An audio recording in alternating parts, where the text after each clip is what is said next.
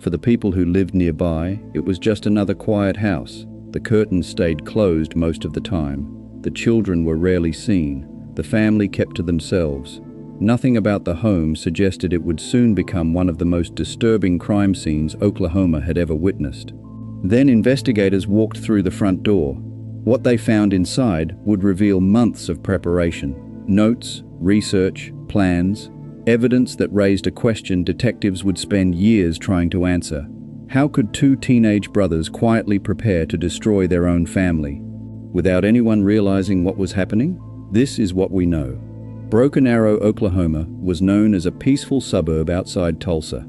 Families lived ordinary lives. Children rode bicycles through neighborhoods. Violent crime was uncommon. Among the residents was the Bever family. David Bever was 52 years old.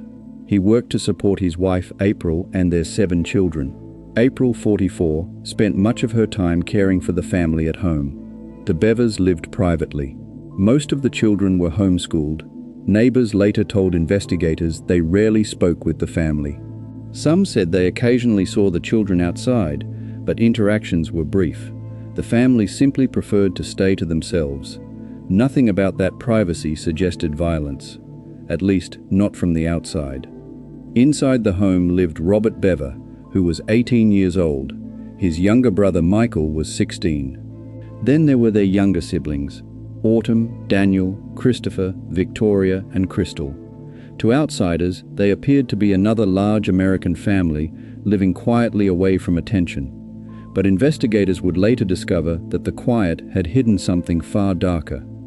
Months before anyone called 911, months before police surrounded the house, Robert and Michael had already begun planning. The evidence didn't point to an impulsive act. Detectives would later recover journals, electronic devices, internet search histories, written material showing a growing fascination with some of the most notorious murderers in modern history. According to investigators, the brothers spent countless hours studying previous mass killings. They researched how attacks had been carried out, how many victims there had been, how long the attacks lasted. They weren't simply reading about the crimes. Prosecutors later argued they were studying them. Investigators also found conversations in which the brothers discussed becoming more infamous than the killers they admired. It wasn't enough, they believed, to commit violence. They wanted their names remembered. That desire would become one of the central themes of the investigation. Exactly how those ambitions developed remains a question criminologists continue to examine today. No single explanation has ever fully answered it. As detectives pieced together the timeline, they concluded the planning had stretched across months. The brothers allegedly collected knives. They discussed timing. They considered when members of the family would be together inside the house. The evidence suggested patience rather than impulse, preparation rather than panic. Each discovery made investigators more certain that whatever happened later had not been spontaneous. It had been building quietly behind closed doors. Around this point, if this channel is new to someone watching, they're always welcome here. It would be interesting to know where in the world this story is reaching people, so feel free to mention where you're watching from as the timeline continues. For detectives, however, the bigger mystery wasn't only what had been planned, it was how no one outside the home appeared to notice. Teachers didn't raise alarms because the children were educated at home.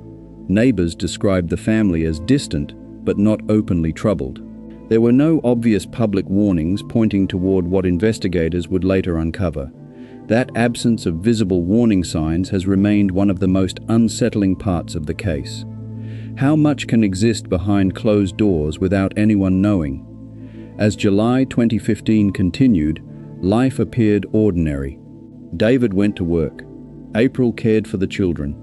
The younger siblings followed their daily routines. Nothing visible suggested that the family was moving toward disaster. Yet according to prosecutors, Robert and Michael were already waiting for the moment they had discussed for months. Not because of an argument, not because of a sudden crisis. Investigators said the planning reflected something else entirely. A deliberate effort to carry out an attack they believed would bring them lasting notoriety. The date they had prepared for finally arrived. July 22, 2015. That evening, David Bever returned home from work. Inside the house, the family gathered as they normally would. Nothing appeared unusual to anyone outside.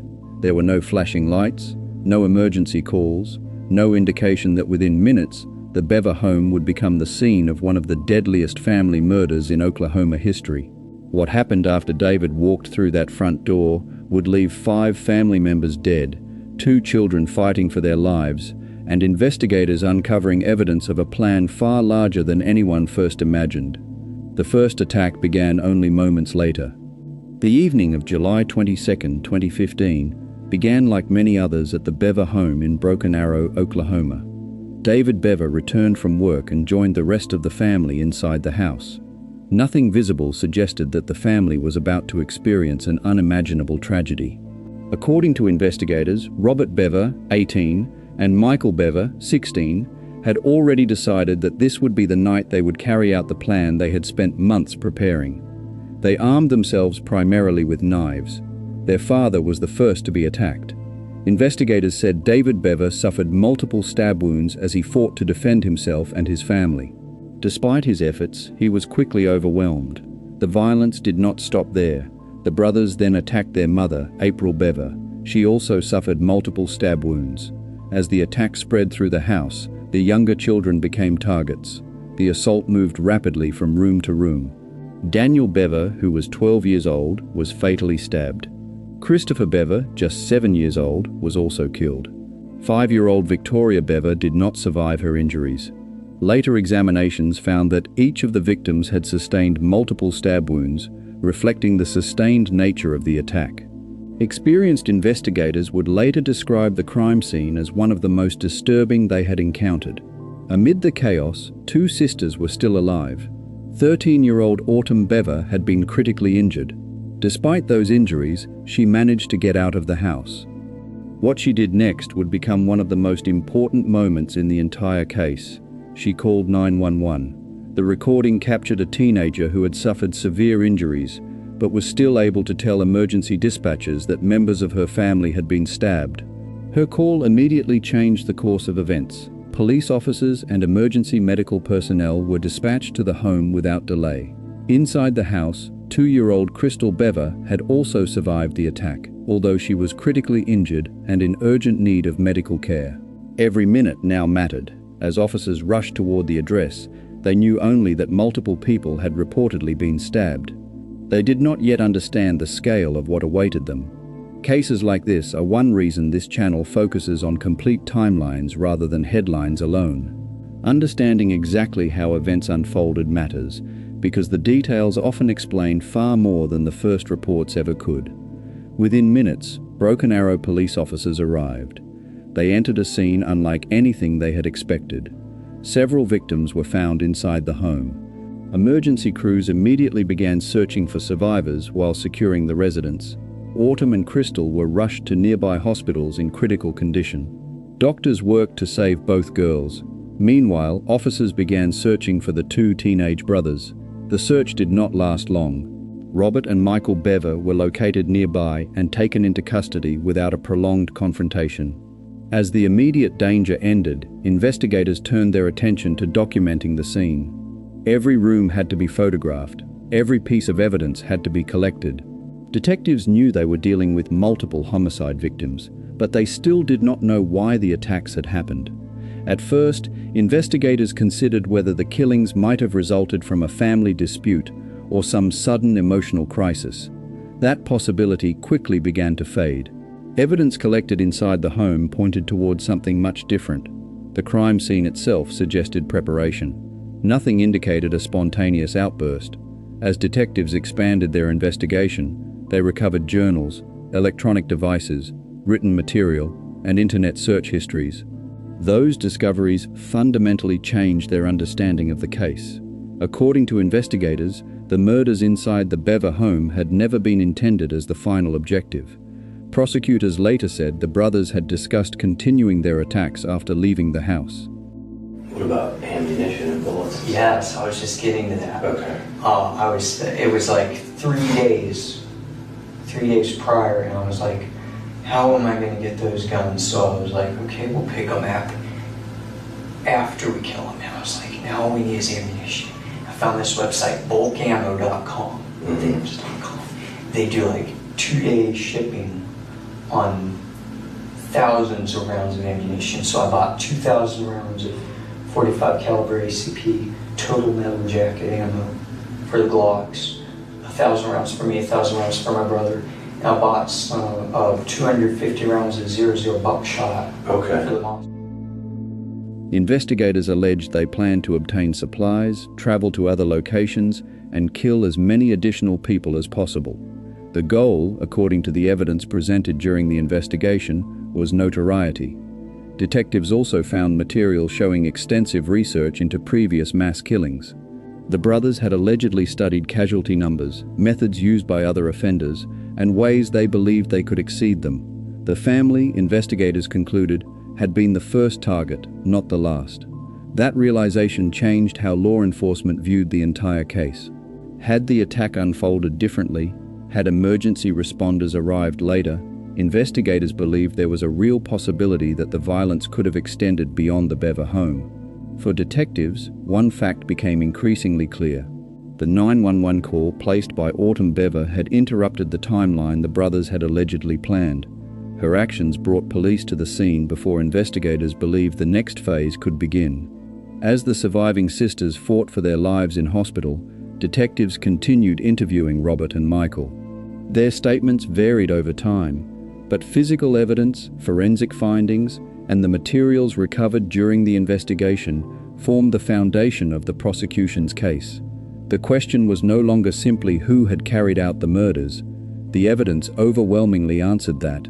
The next question was whether prosecutors could prove that the killings had been carefully planned months in advance, and whether that planning would shape the sentences both brothers would eventually receive. Because I didn't want to have to take him out of the sheath. I just scooped it up and chased my mom into the hallway. And I saw my little brother coming out of the rooms. I'm like, Who was that? Which one was that? Christopher, the little blonde one. How old is he? He was 10. Okay. So he comes out kind of like, what's going on? Yeah, he was like, what's going on? And then he sees me start stabbing mom, and she's screaming. And I managed to stab him in the arm, and he took off running. I don't know where he went. Okay. Where did you stab your mom? First I stabbed her in the stomach. I did kind of a low blow swing at her. And then I started going for her throat, but I think I missed and like hit her in the jaw or something. Oh gosh, okay. Was she up trying to grab you? Was her hands out? Yeah, she was fighting. She was really fighting. Did her hands get She started trying to bite my arms and my hand, and she tried to wrestle, and I found my hand, but I was stronger than her. Yeah. In the days following the murders, the Bever home remained sealed as a crime scene. Detectives worked methodically. Every room was photographed. Every item that might explain what had happened was catalogued. Investigators were no longer trying to identify the people responsible. Robert and Michael Bever were already in custody. Their focus shifted to a different question. Why had this happened? As forensic examinations continued, detectives recovered journals, handwritten notes, electronic devices, and internet search histories. Prosecutors would later argue that together, these materials showed the attack had been planned over many months rather than carried out in a sudden burst of violence. Investigators said the brothers had extensively researched previous mass killings. They examined how those attacks unfolded. They compared death tolls. They discussed ways they believed they could surpass other offenders in the number of victims. According to investigators, notoriety appeared to be a central motivation. The evidence suggested they wanted their names associated with one of the deadliest attacks in American history. Detectives also concluded that the murders inside the Bever home were intended to be only the beginning. Investigators alleged that after killing their family, the brothers planned to gather supplies, leave the house, and continue attacking strangers. That conclusion significantly changed how law enforcement viewed the case. Instead of investigating only a family homicide, detectives believed they had interrupted what could have become a much larger mass casualty event. As the investigation progressed, forensic evidence continued to reinforce the timeline. The victims' injuries were documented.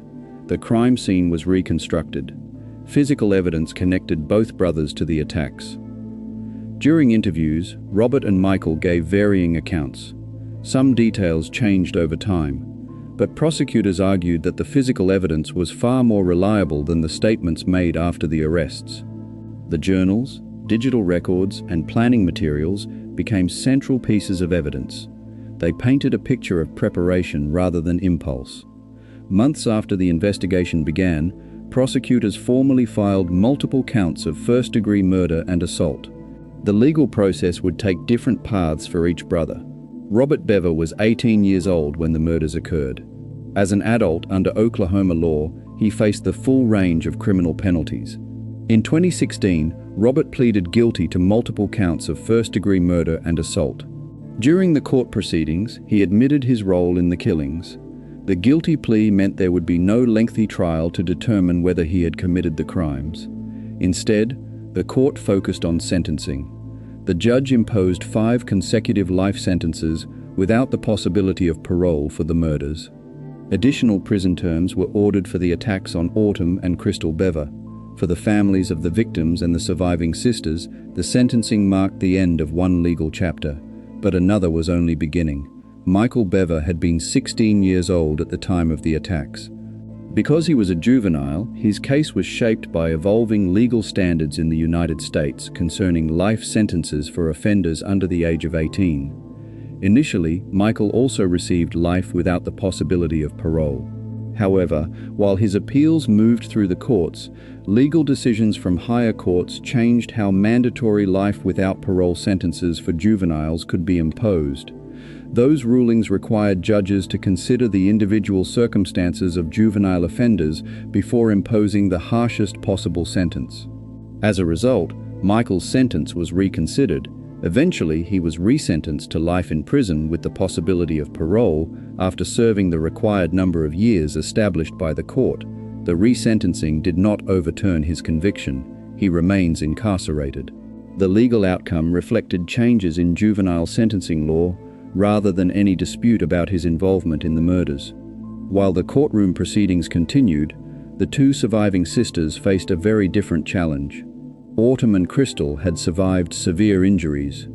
Their recovery required extensive medical treatment. For Autumn, the events of July 22 would always include the moment she managed to escape and call 911 despite her injuries. Investigators and prosecutors repeatedly acknowledged the importance of that call. They believed it brought officers to the house before Robert and Michael could carry out what detectives described as the next phase of their alleged plan. Years later, criminologists and psychologists would continue examining the Bever case. Unlike many family homicides, investigators found no single financial dispute, custody battle, or immediate family conflict that explained the attack. Instead, the evidence pointed toward prolonged planning, an obsession with previous mass killings, and a documented desire for infamy. Those findings have made the case a subject of ongoing study among researchers seeking to better understand the pathways to extreme violence.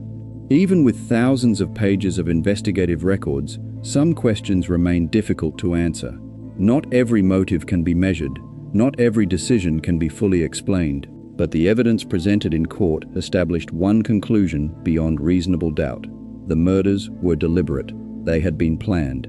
And on a summer evening in Broken Arrow, 5 members of one family lost their lives before that plan could go any further.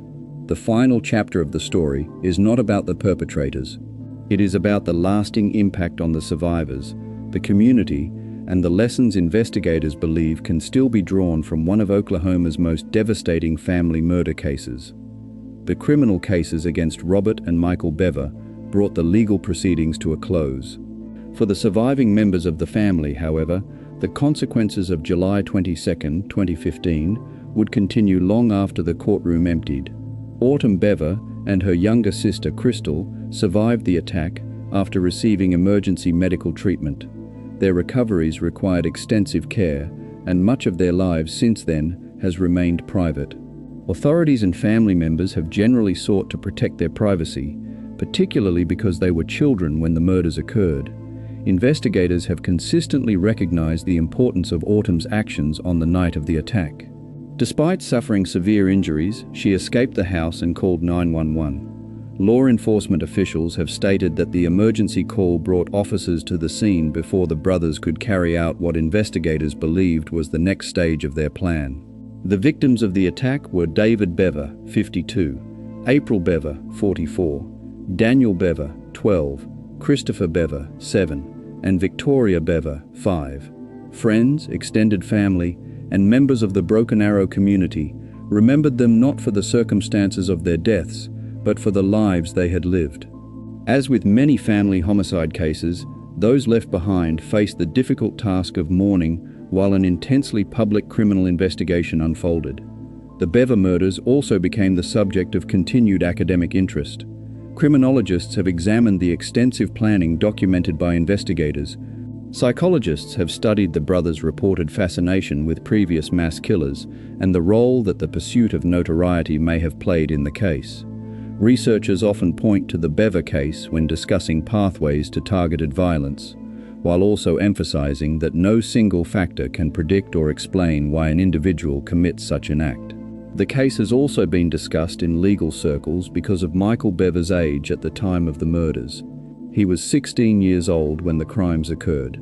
His original sentence of life without parole was later reconsidered, following changes in United States law governing juvenile sentencing. Courts concluded that juveniles cannot automatically receive mandatory life without parole sentences without individualized consideration.